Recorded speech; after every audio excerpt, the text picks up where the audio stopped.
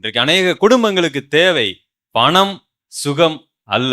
இன்றைக்கு அநேக குடும்பங்களுக்கு தேவை சரியான மனம். நிறைய குடும்பங்கள் ஏன் விவாகரத்து நடக்கிறது? எதற்காக கணவன் மனைவி விவாகரத்து நடந்தது போலவே வாழ்ந்து கொண்டு இருக்கிறார்கள்? பிள்ளைகள் ஒரு குறிப்பிட்ட வயது வந்த உடனே சர்வசாதாரணமாக உதாசீனப்படுத்தி விட்டு ஓடி விடுகிறார்களே, ஏன்? பணமா? இல்ல எல்லாம் அவங்களுக்கு வசதி இருக்கு. என்ன ஏன் நடந்தது? திரைப்பட நடிகர்களிடத்துல இல்லாத பணமா? எனக்கு தெரிந்து 95% விவாகரத்துகள் திரைப்படத்துல நடிகர்களுக்குள்ளாக நடந்து கொண்டிருக்கிறது. அவங்க கிட்ட இல்லாத பணமா?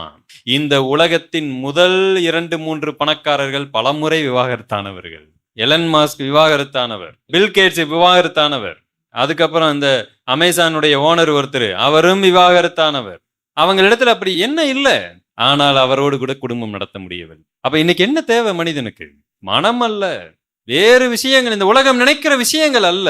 மனது மாற வேண்டி இருக்கிறது. அப்படிப்பட்ட குடும்பங்கள் சந்தோஷமா இருக்கும். கணவன் மனைவி, மாமியார் மருமகள், குடும்பத்தார், அவங்களுக்குள்ள ஏதோ ஒரு நல்லிணக்கம் இருக்கிறது. ஒருவரை ஒருவர் புரிந்து கொள்ள முடிகிறது, ஐக்கியமாய் நடக்க முடிகிறது. தவறு இல்லாத குடும்பம், தவறு செய்யாத மனிதன் யாரு இருக்கிறா?